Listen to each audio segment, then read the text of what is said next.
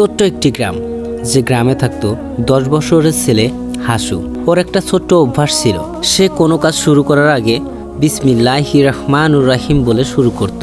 খেতে বসলেও বিসমিল্লাহ, পড়তে বসলেও বিসমিল্লাহ, এমনকি জুতো পায়ে দিলেও বিসমিল্লাহ বলতো।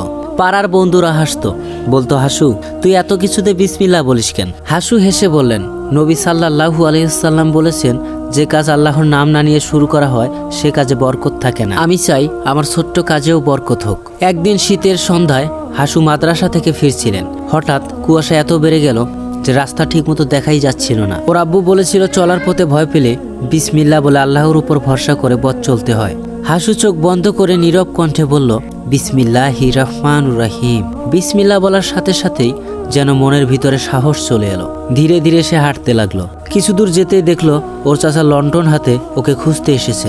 বাড়িতে ফিরতেই ওর আব্বু বললেন, বাবা তুমি এত কুয়াশার মধ্যে একা একা কিভাবে এলে? হাসু বলল, আব্বু আমি শুধু বিসমিল্লাহির রহমানুর রহিম বলেছিলাম। আমার মনে হলো আল্লাহ যেন নিজেই আমাকে রাস্তা দেখিয়ে দিলেন। ওর আব্বু মুস্কি হেসে গর্ব করে বলল, তুমি ঠিক বলেছো বাবা, বিসমিল্লাহ মানে হলো আমি আল্লাহর নামে শুরু করছি। যখন তুমি কোনো কাজ শুরু করার আগে আল্লাহর নাম নাও, তখন শয়তান দূরে সরে যায়, কাজ সহজ হয় এবং মনে প্রশান্তি আসে। তারপর থেকে পাড়ার ছেলেমেয়েরা ছোট্ট ছোট্ট কাজে বিসমিল্লাহির রহমানুর রহিম বলে শুরু করত। বিসমিল্লাহ এই শব্দটি শুধু একটি বাক্য না, এটি একটি চাবি।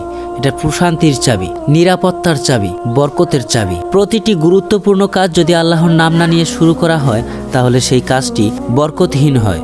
বন্ধুরা, আপনারা যদি প্রতিটি গুরুত্বপূর্ণ কাজে আল্লাহর নাম নিয়ে শুরু করেন, তাহলে দেখবেন আল্লাহ তাআলা সেই কাজে বরকতে ভরে দিয়েছেন। আসুন আমরা সকলে মিলে কোনো কাজ শুরু করার আগে আল্লাহর নাম নিয়ে শুরু করি।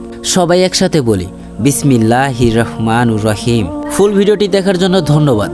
এই ভিডিওটি যদি আপনার মনে একটু ভালো লেগে থাকে, তাহলে এই ভিডিওতে একটি লাইক, একটি কমেন্ট এবং নেক্সট ভিডিও পাওয়ার জন্য তাকবীর মোটিভেশন চ্যানেলটিকে সাবস্ক্রাইব করে পাশেই থাকবেন। তো নেক্সট ভিডিও আসা পর্যন্ত সবাই ভালো থাকবেন, সুস্থ থাকবেন। আল্লাহ হাফেজ।